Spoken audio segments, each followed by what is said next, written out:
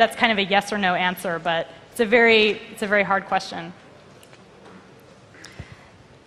Yeah, I have something to say about that, actually. I work for a technology company that's 60% women. And we recently had to hire a number of technical positions. And we found, actually, that the high percentage of women in our organization was perceived as valuable and helped us recruit both men and women to the organization because it was the environment they wanted to work in. Cool.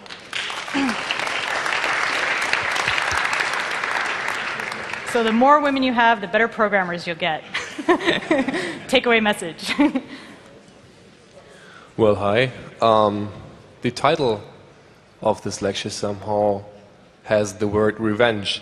I know, I'm sorry about that. And let me indulge myself for asking this question, but why revenge and why the aggression? Well, so as you may have noticed, the talk itself was probably not as aggressive as revenge, but it's actually just a joke reference to an American movie from the 1980s called Revenge of the Nerds. And this is a movie in Revenge of the Nerds, and there's a lot of female nerds in the movie, by the way. And what happens is the nerds are oppressed and by the jocks, the guys who play sports, and then the nerds rise up and overthrow the guys who play sports. But in the end, they all make friends. So if you, yeah, it's kind of like, basically what I'm trying to say is it was a cheesy pop culture reference, and I'm sorry that it came across as aggressive. It might have worked better in a more United States-centric environment, but yeah, it's just a cultural reference. Well, indulge myself for my lack of geek knowledge. Yeah, I'm sorry. It was, yeah. So I'm one of those people that would really like to think of myself as a person who doesn't discriminate based on gender or any other factor other than what the person knows and how they're able to perform.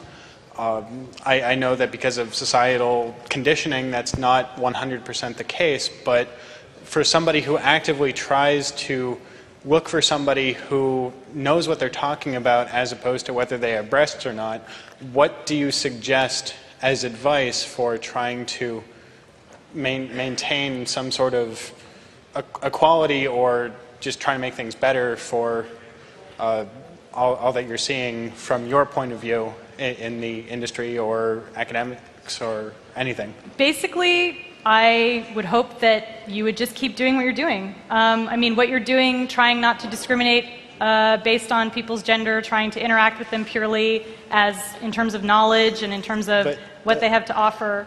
I think the problem that I'm seeing is that it's not enough. There needs to be some sort of extra step taken, but if the steps taken are too much, then it's immediately viewed as this is affirmative action. Right. You're only hiring somebody because she's female. What do you think is the appropriate response to show that no, really, I really don't give a shit whether she's a guy or not, or you know. And yet you do want to make sure that there's more women in the workplace. You know, it's what do you do to show that I really don't care about gender discrimination, but I'm hiring this person based on her skill set or his skill set, as opposed to any sort of discrimination. Right. Well, I think what I'm hearing you ask is, you know, just sort of being non-discriminatory in everyday life isn't enough. You feel like you need to do something more assertive to get more women into your workplace or something like that. And I think there are a lot of ways you can do that without kind of stepping all the way over into saying we need 50% female employees. One is, as I suggested, networking with women. There's a lot of women's groups. There's a women's group here at this conference that has meetings every day or some days, or anyway, they're hanging out here.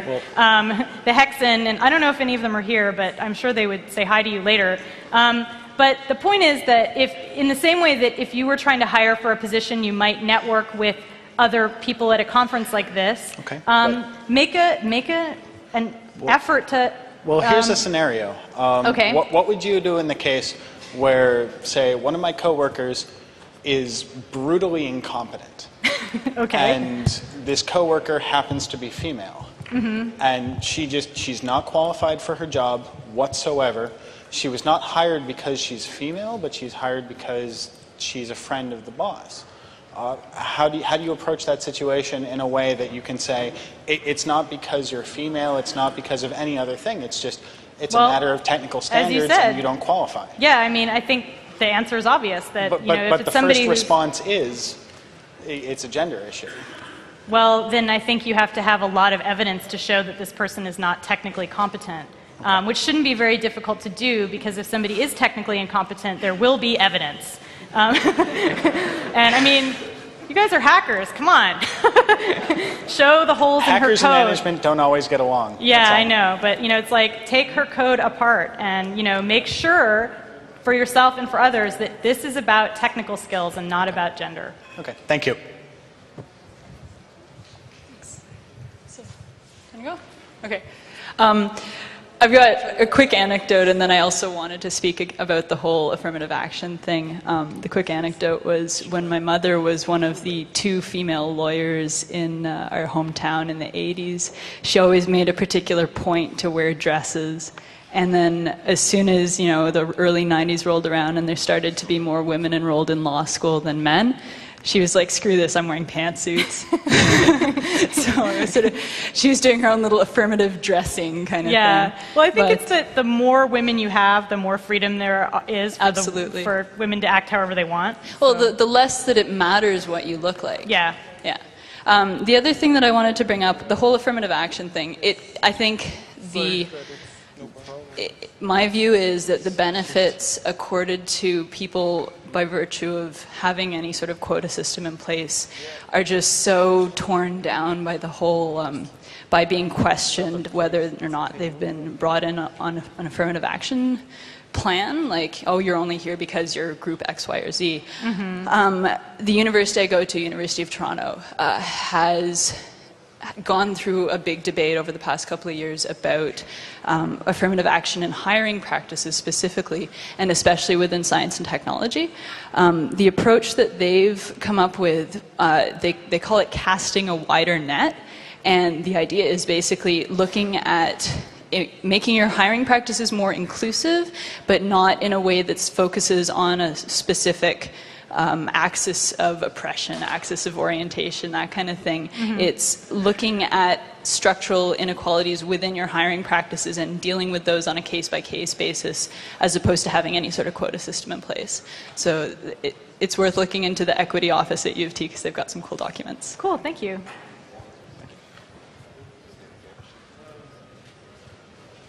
Yeah, well, we are running out of time, so if there are any further questions, I'd suggest you move to outside, because otherwise the following lectures will get delayed. Okay, thank you very much.